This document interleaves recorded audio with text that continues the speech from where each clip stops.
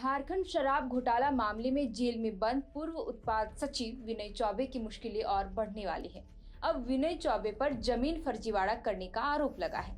शराब घोटाला केस की जांच कर रही एसीबी अब विनय चौबे पर केस दर्ज करने की तैयारी में है। आखिर आईएएस अधिकारी द्वारा कब, कहां और किस तरह से फर्जीवाड़ा किया गया था, यह पूरा मामला कब का है, कैसे फर्जीवाड़े का खुलासा हुआ, जानेंगे आज के इस वीडियो में। दैनिक हिंदुस्तान में छपी रिपोर्ट के अनुसार अब आईएएस अधिकारी विनय चौबे पर जमीन गड़बड़ी का केस दर्ज किया जाएगा।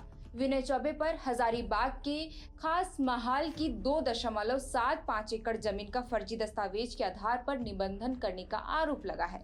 अब एसीबी ने विनय चौबे के खिलाफ प्राथमिकी भी दर्ज करने की अनुमति सरकार से मांगी है। झारखंड शराब घोटाले की जांच कर रही एसीबी ने अब घोटाले के आरोपी विनय चौबे के खिलाफ पहले से चल रही सभी जांच की फाइलों को खोलना शुरू किया। तो एक फाइल तब की मिली जब विनय चौबे हजारीबाग के उपायुक्त हुआ करते थे।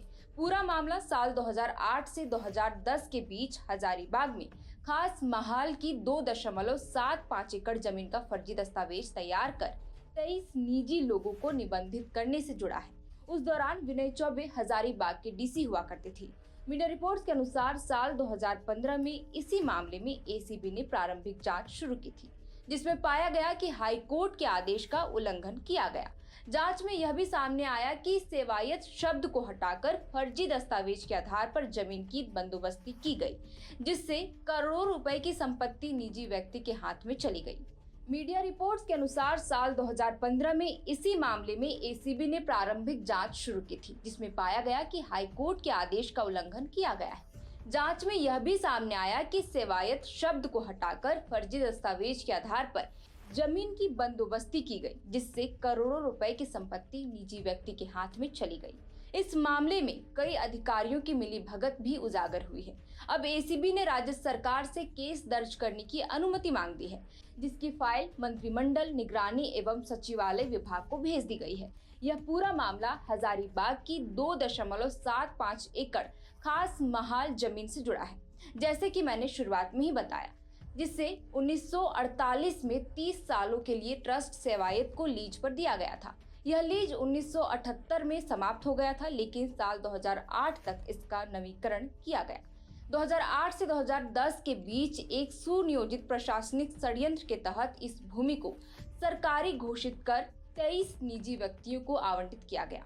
आरोप है कि हजारीबाग के डीसी विनय चौबे ने खास महाल पदाधिकारी के साथ मिलकर लीज नवीनीकरण के लिए दिए गए आवेदन से सेवायत शब्द को जानबूझकर हटवाया, ताकि ट्रस्ट भूमि को सरकारी दिखाकर उसका अवैध हस्तांतरण किया जा सके। चलते चलते खास महाल जमीन के बारे में भी जान लेते हैं। खास महाल की जमीन एक प्रकार से सरकारी जमीन होती है, जिसे सरकार के द्वारा लोगों को निश्चित समय के लिए लीज पर दिया जाता है। इसकी शुरुआत अंग्रेजी शासनकाल के वक्त की गई थी।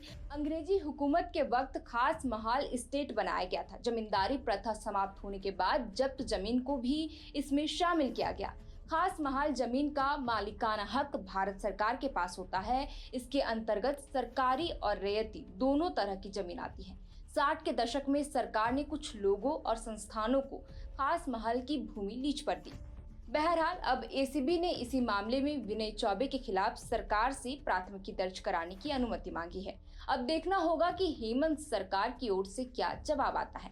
फिलहाल के लिए इस वीडियो में इतना ही। आप देख रहे थे द फोर्थ पिलर। हमारा नाम है श्रेया। बहुत बहुत शुक्रिया।